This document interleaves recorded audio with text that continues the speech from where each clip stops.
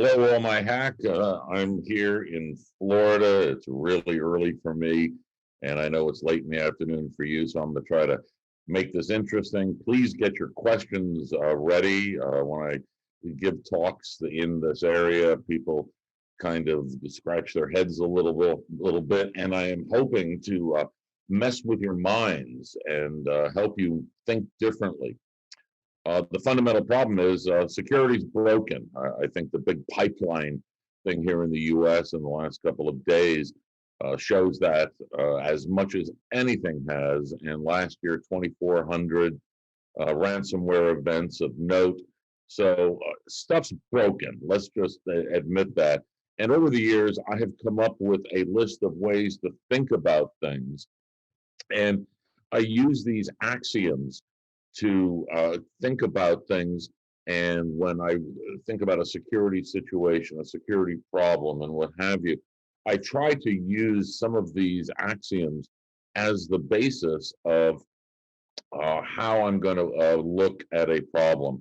And so I'm not going to read these at all, and we'll make the slides available, of course.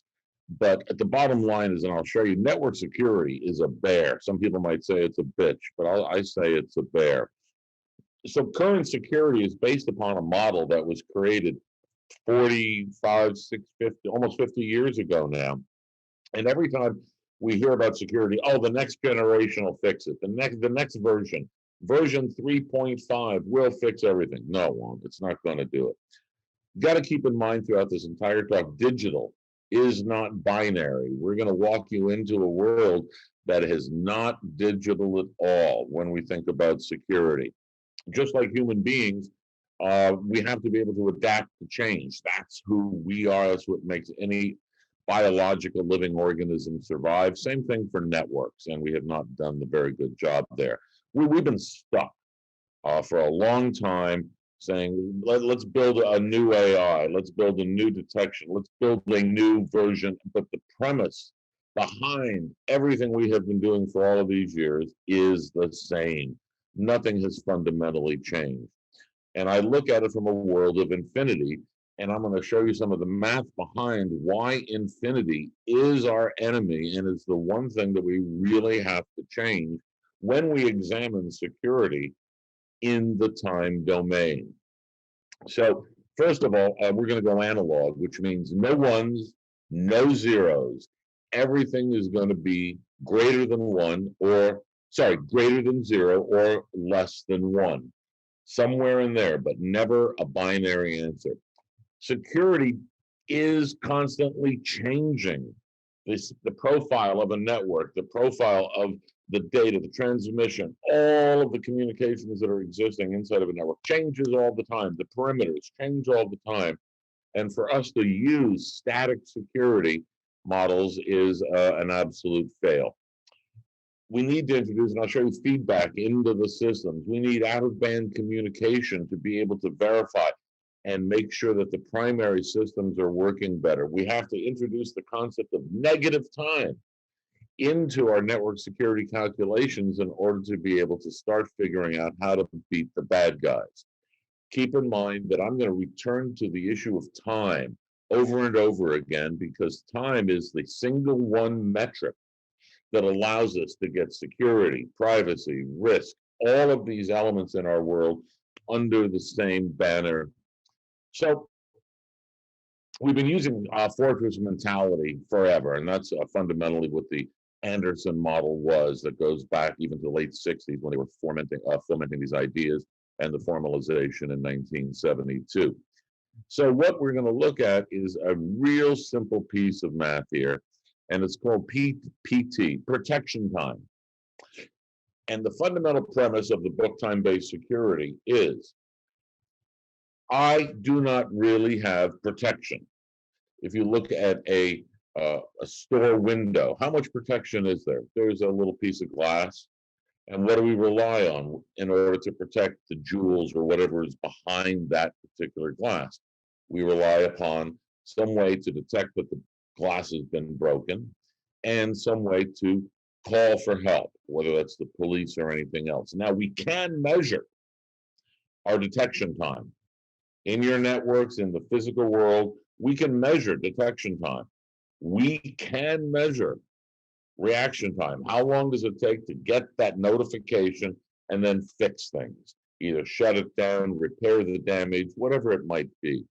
Because what we find out is with protection, there is no vendor in the world who is going to guarantee his product is going to work for a particular application or for any particular time domain. They're not going to do it. They're going to give you a tool and say, use it. So the goal of all of this, because protection is something that really doesn't exist. It's a word that I don't like when it comes to vendors and products. They are defensive products, yes, but defense does not mean protect. Very different meaning. So the goal of all of this under the time-based security mantra is to measure our detection time, measure our reaction time, and we want those times when we add them together to get as close to zero as possible. And the reason we want this is since protection time is indeterminate, we don't know what it is exactly. It's a guess and it's going to change all the time. We then know that our detection time and our protection time added together, no matter how close to zero it is, or if it's 5 minutes or 10 days, that creates our ET, exposure time. How long in time is my particular environment going to be vulnerable? What is the exposure to bad guys doing bad guy things? And often people forget that as we're calculating and thinking about networks with the time-based domain, that data has a time component. And that time component of data is the amount of data that exists in bits or bytes, whatever you're comfortable with, and the transmission time of the actual communication media. Is it a slow link? If it's a very slow link, then obviously your data leakage that would occur would be much slower. And the likelihood of massive data leaks is less so. If you have very high exposure time and you have very high bandwidth, what's going to happen? You're going to have a huge potential exposure. And this is the basis of time-based security. Now, one of the things that we do not use in our world is feedback. And I grew up an analog engineer. I did audio, I did video, old tubes and things like that. And feedback is the basis of making every engineering project on the planet work. Three fundamental kinds, I'll give you examples here. One of them is those brass balls, and that is a governor from a steam engine. And as the steam engine gets faster, the balls move out in order to compensate for too much pressure in the system. So it's a balancing feedback mechanism. In the lower right, it's acoustic. We've all heard the squeal of speakers when the microphone is too loud or the speakers are turned up too much. And it sounds awful, but that is feedback that's occurring. And then in the upper right, this is the basis of every single electronic product around is electronic feedback in an amplification circuit. Unless there is feedback built into it from the design phase, it will never work. And that is similar to what we're experiencing in networking right now. We're not using feedback, and we are having complete epic fails no matter where we go in any of these installations because of whether it's human failure, technical failure, the bad guys are really good. But feedback is something that we're going to introduce into our thinking. And keep in mind, feedback is also a time component. When we look at the SCADA and ICS world, those are all feedback based. They want to keep the engine from turning too fast. They want to be able to sense the water level of a dam to be able to release some so it doesn't go over the top and create bad conditions.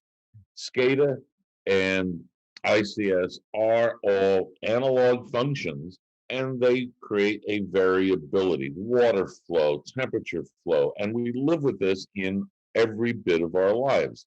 We live with SCADA stuff, and it's everything we do, whether it's the thermostats in our homes, the way toilets work, motion sensing. These are all SCADA-like ICS systems that use a lot of feedback, and that feedback has to occur very, very quickly.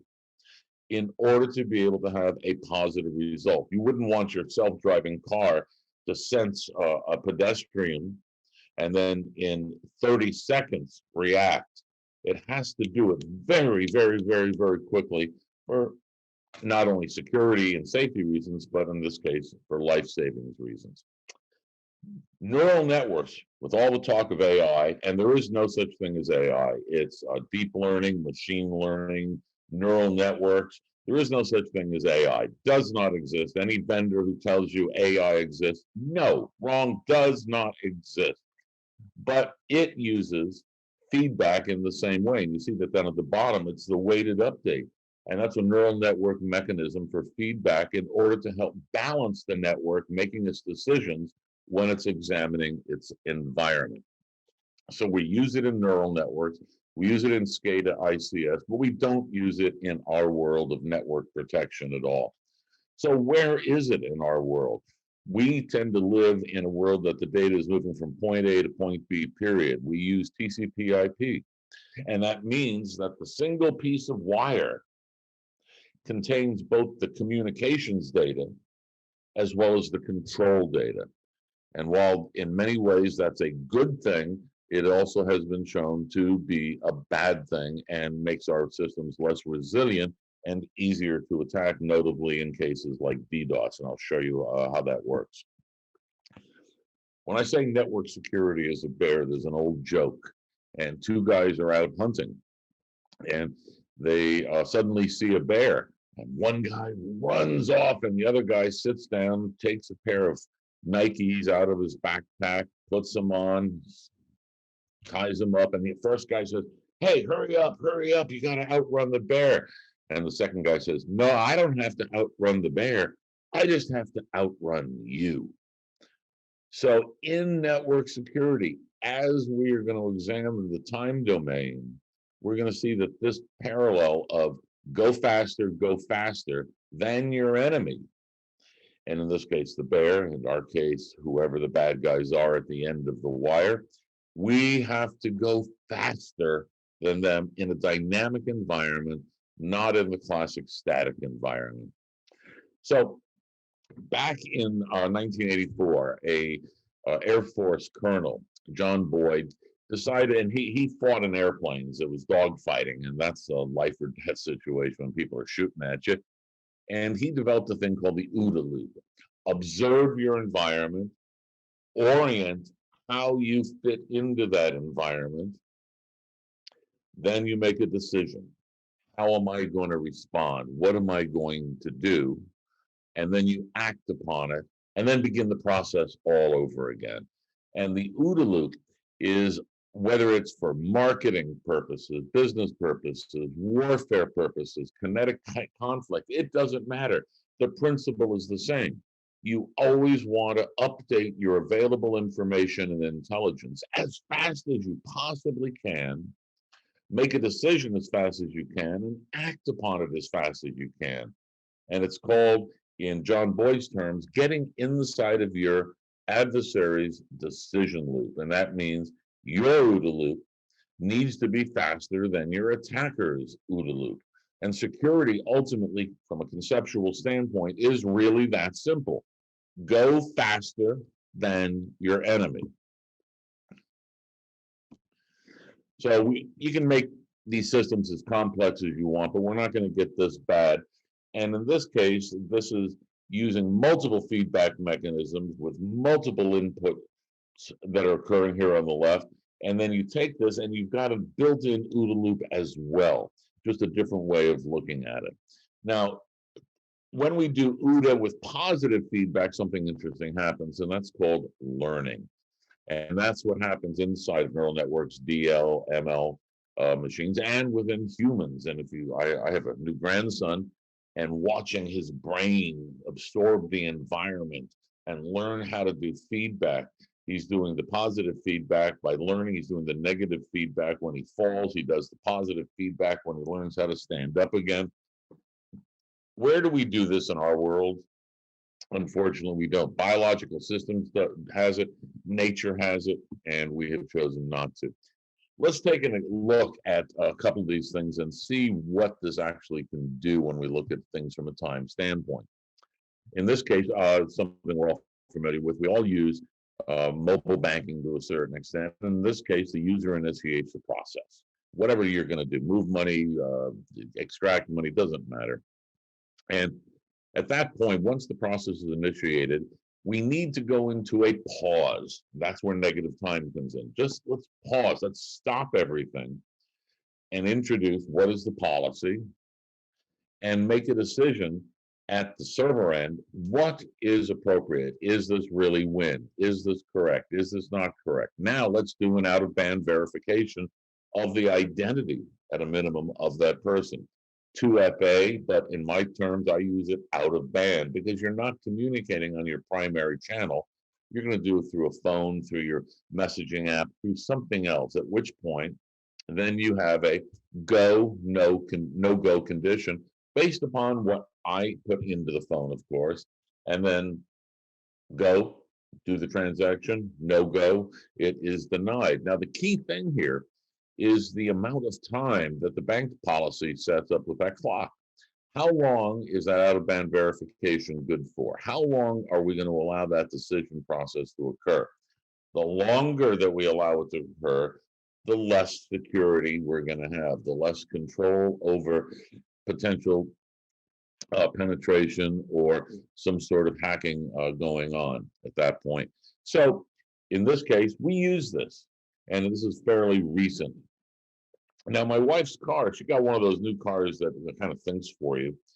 And this, again, is an example of an out-of-band thinking. When you're driving in a car and it has a sensor, and it's got the cameras, and it has all the things, and you're getting ready to change lane, you're going to flip on the blinker, then the car is going to tell you, is it safe? Well, now you as a driver have to make a decision. Do you trust your computer in the car with your life? Or do you stick to kind of old school when you're going to change lanes? You flip the thing and then you look, and then you look, and you might look twice just in case. That is using analog security mechanisms in order to do a verification out of band. The out of band is I'm doing it myself physically versus listening to the car. The car is giving me an indicator, but now I want to verify within a certain amount of time, because if a Porsche is coming down my butt at 150 miles an hour, does my car's intelligence, is it smart enough to know that? I don't know the answer, but I do know that I am not completely comfortable just trusting the car yet. And this is fundamentally how we approach network security. We don't have that out-of-band mechanism, with the exception of a few isolated cases, which have their own issues and problems. But we'll go on from there. So this all comes down, and I use the word trust. Do I trust that that computer in the car with the sensors is going to be 100% accurate? Well, in analog network security, there is no such thing as 100%. It could be 95%, 98%, 99.9%. And we have to understand that trust is not an absolute condition. It's somewhere in the middle. And trust is going to change over time. Now, in this case, the chart that you're seeing here is a whole bunch of criteria about a person who may or may not get hired for a job. So how much do I care about somebody's technical competence? How much do I care about what they've done on social media? How much does that matter in my hiring process?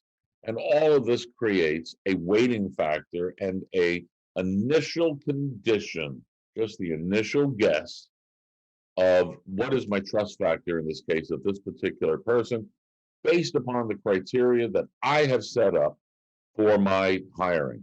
So in this case, this sets a number, and if you look down at the bottom, the trust factors in this case range from 0.779 to 0.918 roughly. And again, it's never going to reach 100%. The weighting factors add up to 100% because they have to make the math consistent. But the ultimate trust factor is a different number, something less than 1, something greater than 0. Now let's take this concept and apply it to any decision making in any environment. Now we can look at it in this case from a digital environment. So whatever the decision is, Alice is going to say, I want this thing to occur. So she is going to set down at the bottom to the flip-flop, I want this to occur. Well, then the output flips as well, as a flip-flop should. Now, in this case, though, we send the signal to a couple of different places. The result is to enable. This is only one of the models that'll work. There's different models. And so the enabling occurs, and so Alice's decision takes place. What we also do is we send a signal to Bob. Hey, Bob, Alice just made this decision. Do you approve of it or do you not approve of it? Now, Bob can be a human being or a process. Alice can be a human being or a process, any digital circuit that comes along, or analog circuit for that matter. The other place that we send the signal is to trigger a decrementing clock. That means how much time are we going to allow Bob to either agree with or disagree with Alice in the decision she made? And that's a policy issue. You're going to give Bob 5 days. If he's a human, you're going to give him 1 hour if it's a critical system. If this is code talking to each other, you're going to give it 5 clock cycles, 100 milliseconds. This is all completely programmable. And this is what builds a key component of all of analog network security logic, is the time-based flip-flop. And there's the chart down there on the left for the how it all works. The fundamental concept is trust for a small period of time and verify as quickly as you can using an out-of-band third-party mechanism. And I know this is a lot to absorb quickly, and we have a bunch more to go through. What we're using is the principle of Bayes, and Bayes is an 18th century he was a pastor, actually, and he came up with Bayesian probabilistics. And that's the basis of an awful lot of what is done in SCADA, ICS, and probabilistic systems. Keep in mind that security is not deterministic. There is not a yes or a no, a good or a bad. It's somewhere in between, and that makes it, by definition, probabilistic. Learning Bayesian probability is pretty easy. You can do it through Wiki and a couple of studies and understand the basics of it. Now let's go to the next thing that we don't do so well in networks. We have talked for many, many years, defense in depth. All right, let's add a firewall. Let's add an access control. Let's add all of these protective shells around my important stuff. The problem is that our important stuff is now millions and millions of endpoints all over. So I can't put a perimeter control around all of that, especially with BYOD devices and the sheer number of ones that any of us would use in one day. So what I'm advocating is what in this case is a GE 9000 engine. And in this engine, there are roughly 5,000 sensors. And just like human beings, just like anything biological, detection in depth allows us to help predict the future. And we can do that in humans. I feel a pain. Maybe I should see a doctor. I can't see out of my eye. I should see a doctor. I should do something. I stubbed my toe. I should put ice on it. Because the humans are an amazing detection system. Now, in this engine, they got 5,000 sensors updating every second, generating huge amounts of data. But the key is that they're able to predict the potential for metal fatigue. There's not been, I don't believe, a crash with one of these engines yet because it is done so well. Now, detection in depth means for our networks, how many places should I be examining behavior? What is occurring now? Is it human behavior? Is it electronic behavior? Is it transmission? Is it data density? What are you looking at? Doesn't matter. You need, and networks need, as many detection points as they can possibly get throughout the entire operational network of who's supposed to be actually using it. Now, let's take it to the next step. We hear a lot of vendors saying that their products are great. And in this case, we're talking about detection products, whether it's antivirus, malware, I don't care, it doesn't matter. What we do know is that a detection device, excuse me, and I call detection devices black boxes because basically you plug it into your network, the vendor says it's great, and you hope it's going to do its job. So how do we test how good the network really is? Can we assign a number to the security value of that particular detection product? The answer is yes. So we know what the vendor says good traffic is. It should just go through the black box product and go out. Nothing happens whatsoever.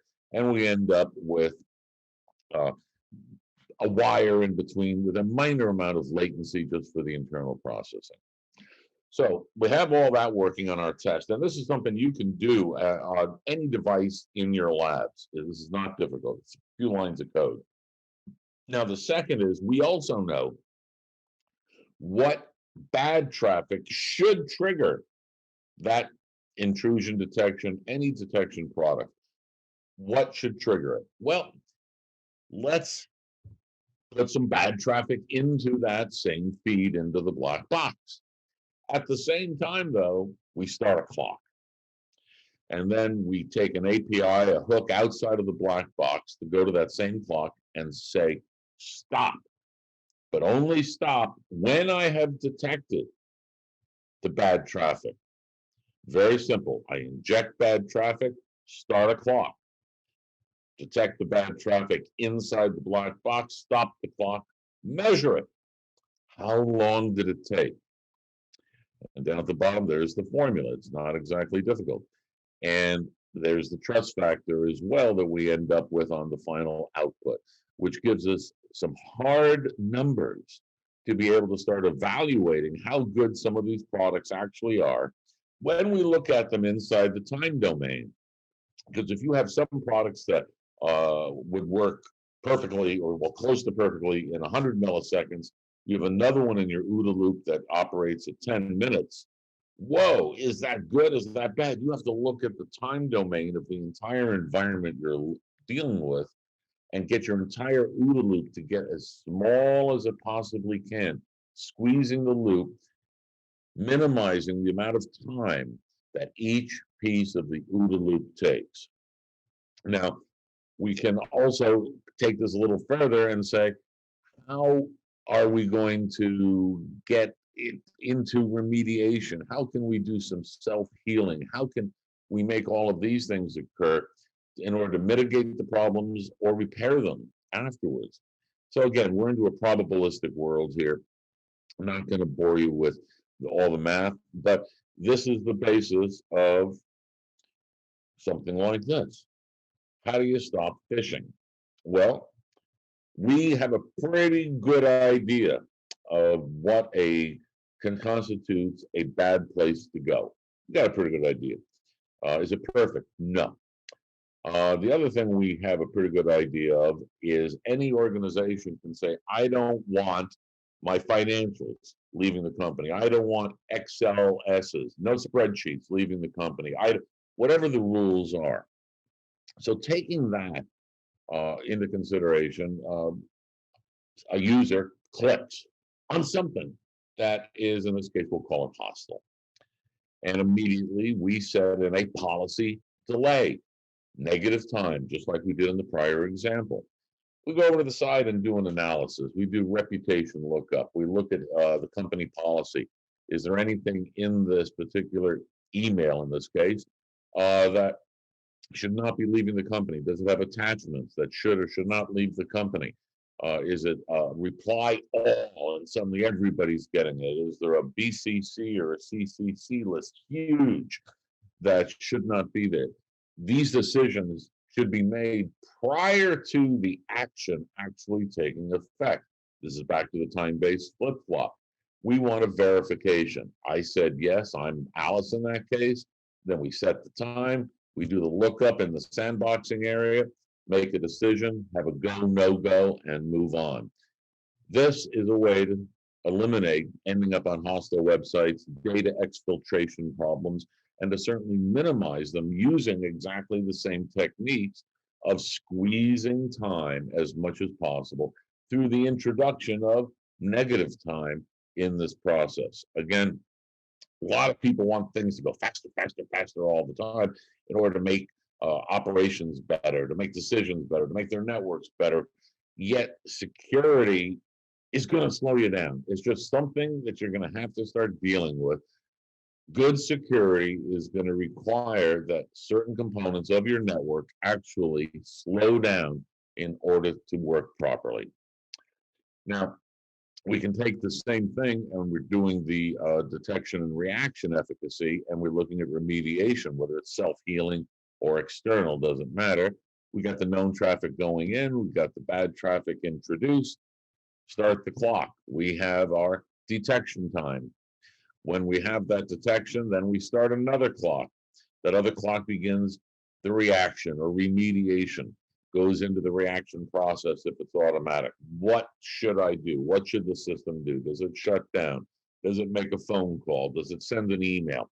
Whatever the policy is for an acceptable remediation, when it is complete, measure it. And at the bottom here, it's the same formula we had earlier on with exposure time. This tells you in a particular process of your detection and reaction mitigation exactly how long it's going to take. All you have to do is code the inputs and the outputs and measure. See what the vendors are actually doing. Because I don't know the answers, but I have seen a couple of reports from people that have done this, and they're saying that the difference is as much as 100 times. And that is pretty significant. So this model will immediately show you how good some of your products are and how they compare to each other. Now, often we hear, okay, I'm going to use two. We say this back in the antivirus days. I'm going to pay for one for fee. I'm going to get one for free and use them together. The question is, how are you using them together? And unfortunately, too many people over the years have used that bottom model. That's an OR gate. Say, well, if this one picks it up or this one picks it up, I'm good. Well, no, that's wrong. Absolutely, completely wrong. When you apply Bayesian probability into this logic gate, look what happens at the bottom. I have two inputs there that are 0.9 each. I trust it, 0.9. When I put them through an OR gate, my overall trust value goes down to 0.81. I've lost 9% of my trust just by using an OR gate. The correct way to do things like this in order to increase the trust factor using the Bayesian probabilistic models is to use the one above, the AND gate, because you want it to be confirmed by both of these devices in order to, in these detection mechanisms, in order to get, in this case, 0.9 plus 0.9 equals 0.99. You've increased the accuracy by a factor of 10, by 10%. And that is a significant increase for just wiring something up correctly. Now, in a network, we have our primary communications. And when something goes wrong, especially in the world of DDoS, we have various ways of handling it to fix an endpoint. But what I want to do is introduce the concept of an out-of-band channel for all communications in order to be able to have your primary networks serve as your detection mechanisms. And in the case of an overall DDoS attack, cut wire, various types of events like that, use an out-of-band channel to communicate back down the line and offer assistance. So if I'm under attack with a DDoS attack, I know where it's coming from. It's probably coming from that first hop, and I can measure the traffic address. Now, there are some DDoS products that do work, but what I want to do is take my detection mechanism at my location and then talk to the first hop and say basically, hey, I'm getting some really bad traffic. Can you please get rid of it? And what every ISP in the world can do so well is filter traffic. That's their job. That's all they do. So I tell them, I need all this traffic filtered. So if I do that out of band, easy peasy. No, that can be shut down for 3 seconds, 5 seconds. How fast is my out of band communication? Automate the routing tables and the filtering tables at hop 1. Easy peasy. Now let's take the same concept and explore it. How many hops? So my primary ISP is seeing all this bad traffic that I told him is bad. Please get rid of it. Now he knows where it's coming from. So what does he need to do?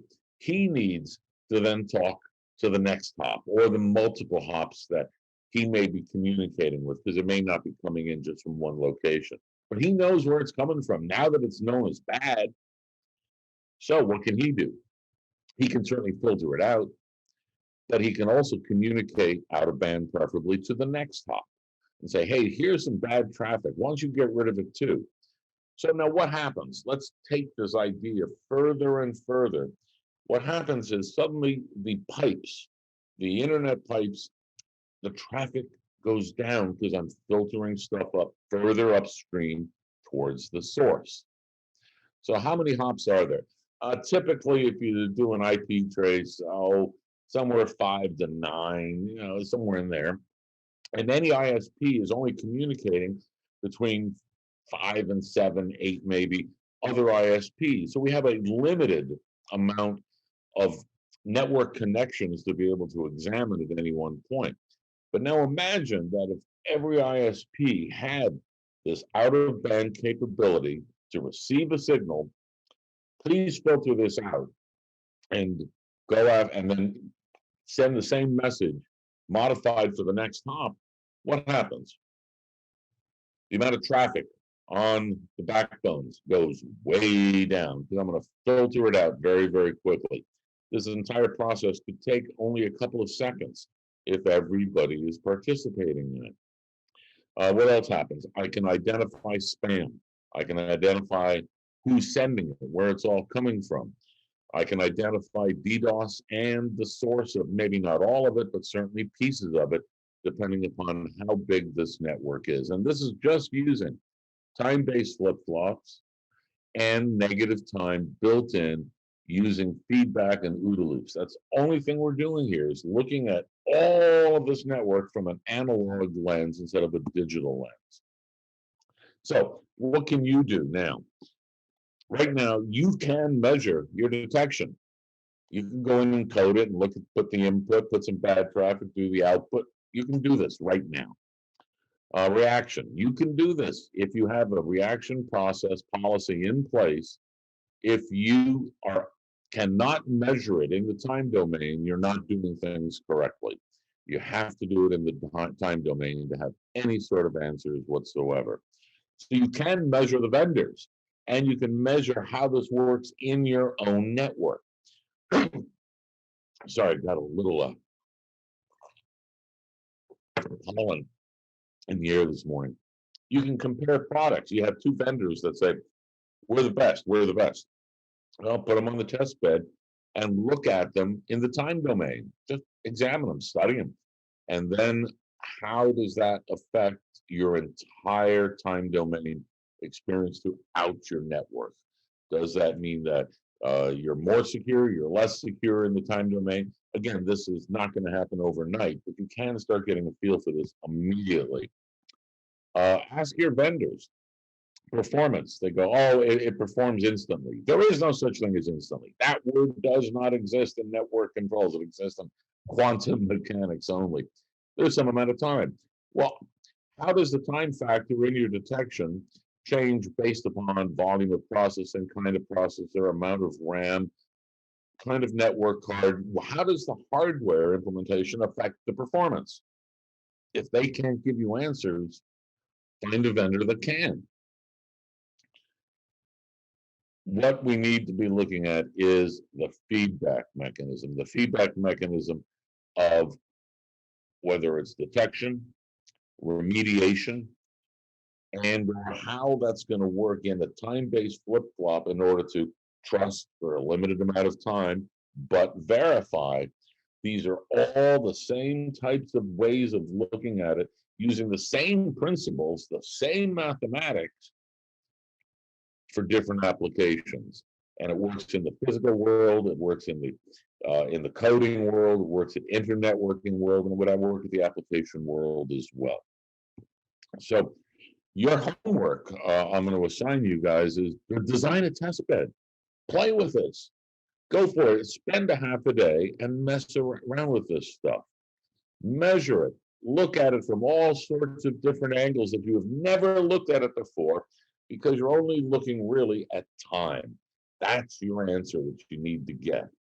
And then send me the results. I get some really interesting stuff from people, and that tells me that they're actually taking this seriously. And some folks have had some astonishing results. So please do this. Spend a little bit of time, take a look at it. And then we're going to go back to my axioms. The axioms I've got do not change. When we look at the firewall as the marginal line of security, firewalls are a binary event that have huge amounts of go around them. And the go around them is people, by and large. Or you have too many ingresses and egresses from your networks going around the firewall, and the marginal line quite clearly was an epic failure. Trust is also, keep in mind, not time sensitive. It doesn't work in both directions. When you're thinking about it, time in this case is moving forward, except when you introduce negative time, but the trust factor is increased when you introduce negative time, but not the other way around. And again, all the math will, I'll show you in a second, we'll do this for you. So next, all of this is in, my book, he was telling you about it. The book is now available in Kindle as well. It's really a coffee table book because it's so big, but it is in Kindle if you're interested. I have a lot of stuff that I've worked on over the years to kind of get me to this point, to sort of what I believe is understand security and be able to analyze it and think of it in the time domain using Outofband, using OODA, using feedback. And when I look at a network problem or having a discussion with folks, and I start adding all these kinds of analog components into it, answers appear, new answers. And those answers are not going to be add a firewall. They're not going to be add a new protection device. A lot of this is going to be a little bit at this point homegrown protection. And if you want to go play, I have a Mark Carney, Dr. Mark. He is the mathematician who formalized all of the work that we had spent all these years doing it. I sort of understand this, but this is math speak for other mathematicians. And basically, this is the formula for provable security. And it'll never be one. It'll never be perfect. So provable could be 0.98, could be 0.32. Something good, something bad, somewhere in between with some amount of risk. There's always going to be some risk. But when you look at it through the lens of trust and time, entirely new answers start appearing. So that is my presentation. I hope I haven't gone too fast for all of this. I am from New York, so I speak rather quickly, but I would certainly love to have any questions you might have and address them. And again, feel free, send me off the results of your experiments. I would love to see them and whether I can share them or not. Thank you all very much.